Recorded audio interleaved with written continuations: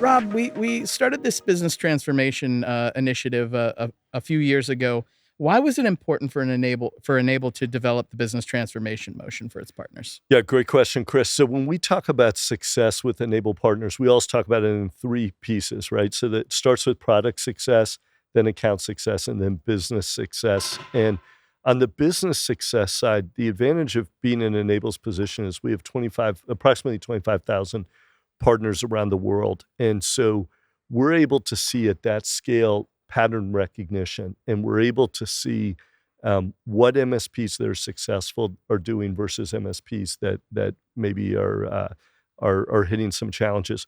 So, Chris, as you know, we talk a lot about this famous quote from Marshall Goldsmith: "Can what got you here get you there?" And you and I see it all the time. So we'll talk to the MSP that's $2-3 million, has built their business doing fully managed for sub 75 seat clients. And they're trying to figure out, well, can I go from 2 million to 4 million just doing twice as much of the same thing? We see the same thing with $5 million, €5 million companies, 20 million. It doesn't matter what size you are. It's easy to get anchored in this idea that the best way to move forward is to do what you've been doing. And really the answer to that question, can what got you here get you there? Usually the answer is no. And so with business transformation, as we look at, you and I spend most of our weeks meeting with MSPs around the world, and there's two principles or two things that we've really observed. So number one, top MSPs are playing a different game.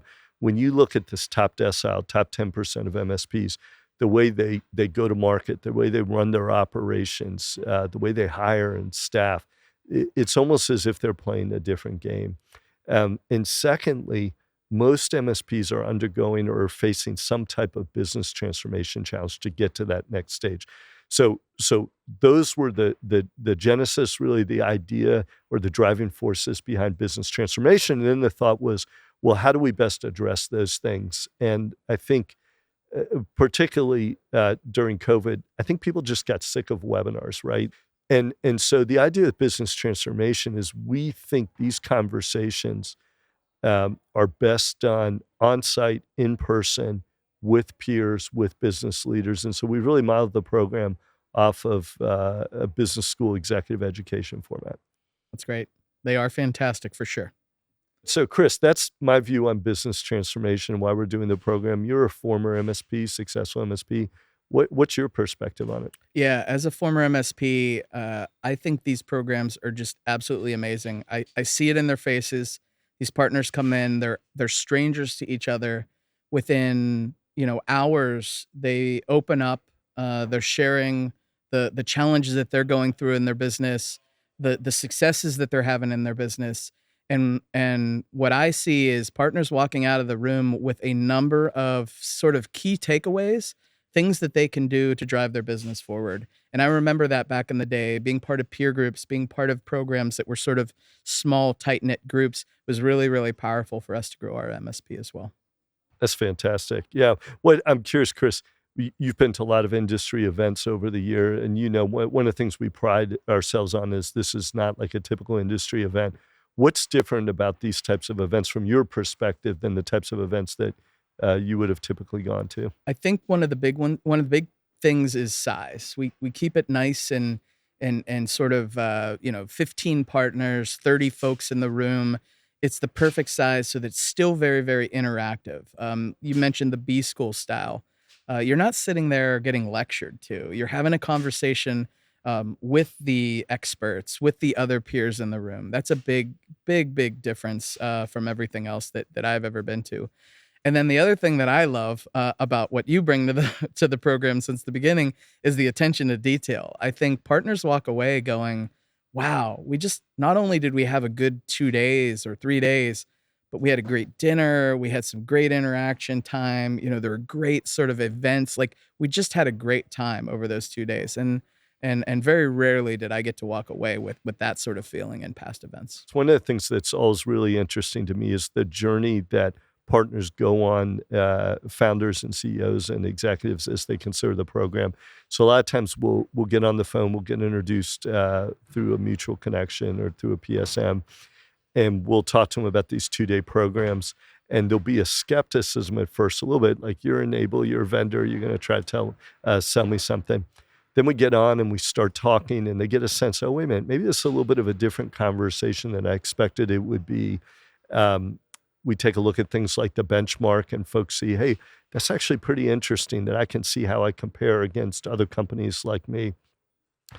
And so they'll come to the first program, and they'll come to that dinner the first night. And again, we'll have between 25 and 30 executives. Each company brings at least 2 people.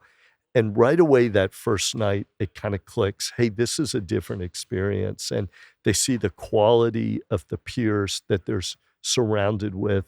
They see that the focus is really on them. It's not on Enable. We don't have a bunch of Enable staff. Usually it's just me and you and maybe one other person at the dinner with the 25 to 30 partners. Then they get in. We have these 2 days of really thoughtful, challenging conversation. It's not Enable presenting. It's what we call expert-led, peer-informed. So we bring in experts. We facilitate what we think is a challenging conversation. We always talk about the Lencioni quote, the key to a successful meeting is conflict.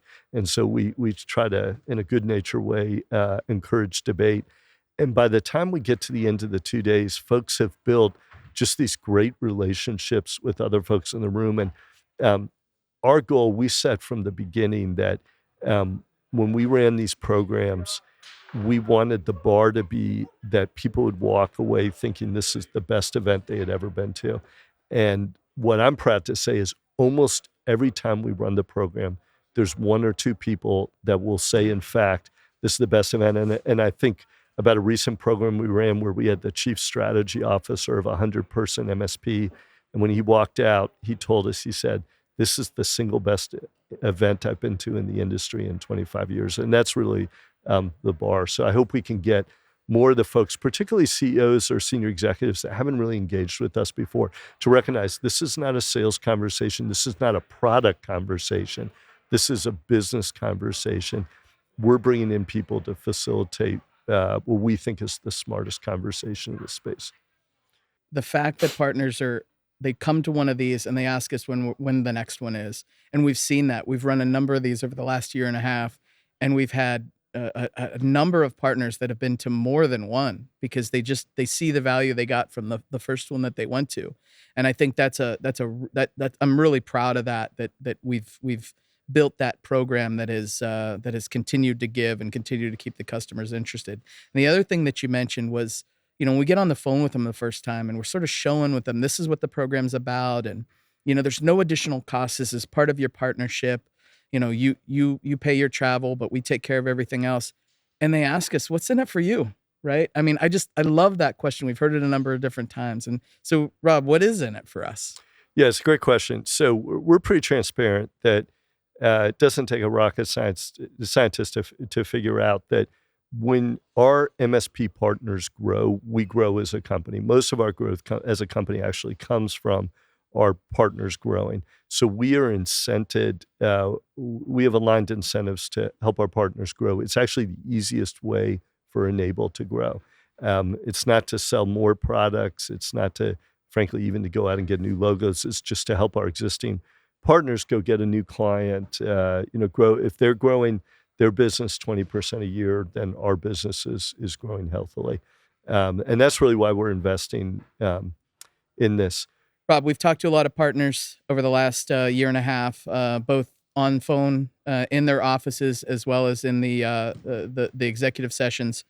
What do you think some of the top challenges are for MSPs today? Yeah, I think it really comes down to 3 things, and this isn't going to be news to anyone, but I think the way they're talked about perhaps will be different. Growth, so top-line growth, operations, or what you're bringing to the bottom line. And I think the third thing is what's traditionally referred to as organizational behavior. It's around people and development of your people and your teams, particularly as companies are growing. So if we go back to the 3, when we look at growth, to me, the biggest issue, I've become convinced that the industry, there's conventional wisdom that's just flat out wrong. And here's what I mean by that. There's conventional wisdom in our space that MSPs are terrible at sales and marketing, and that's why they're not growing. And I think half of that is true. I think most MSPs are bad at sales and marketing. They That's are. just small We businesses were. in general. Yeah. Yeah, yeah. So, and I'm a marketing guy. Yeah. You're an Yeah. ex-marketing guy. It's true. But here's the challenge I have. When I look at companies that are growing above the norm, and I look at what they're doing from a sales and marketing perspective, it's not that they're doing sales and marketing great. Almost none of them. We ask them, hey, whenever we come up with a partner that's growing, above the norm, we'll say, hey, what are you doing? How's your marketing? Oh, we don't have a marketing program. And half the time they don't have a sales team. So if all these companies that are growing aren't doing a ton with marketing, but they're growing, and half of them maybe don't have a sales team. Now, there's definitely half that do, and that's Sure. contributing. But then if half of them don't have a sales team, well, the key to their success is not sales and marketing. And so now they're doing other things different when it comes to growth. And that's what you and I have learned. So I think part of the challenge for MSPs is weeding their way through all the conventional wisdom, everything they're being told by, frankly, people that have a vested interest in them subscribing to sales and marketing products, and really understanding what's driving growth. And it's tough when you're an MSP, and if you're a 20-person MSP or a 50-person MSP, and you're in your area, you have a very limited vantage point. And that's where I think there's a responsibility from companies like Enable to have 25,000 partners around the world. We are doing the research and can do the research and can come out in a very data-driven way and say, here's what's driving growth. Same thing with operations. I think the biggest challenge in operations is too many MSPs try to reinvent the wheel. Like there are just there's so much good stuff out there already about how to drive best-in-class net profit, and so folks should be joining peer groups. They should be benchmarking. It's not all of the answer, but it will accelerate your operational efficiency by years. And then on the organizational behavior side, that's a little tougher. And that's probably a little more relevant to companies as they scale from like 20 to 50 to 200. But we hear a lot of times as companies get up to 30, 40, they start asking themselves the question of, when do I hire my first CFO? When do I hire my first CMO?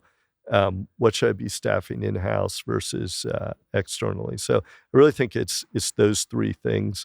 You recently did you led this great program on the business of security. I think the great challenge and opportunity in the MSP space right now is driven by security, compliance, frameworks, insurance. And again, you led a great program there where I think the challenge to MSPs was to really figure out what industries are you targeting, what compliance frameworks are you and your customers going to be auditable against. And I think that's also a big challenge right now.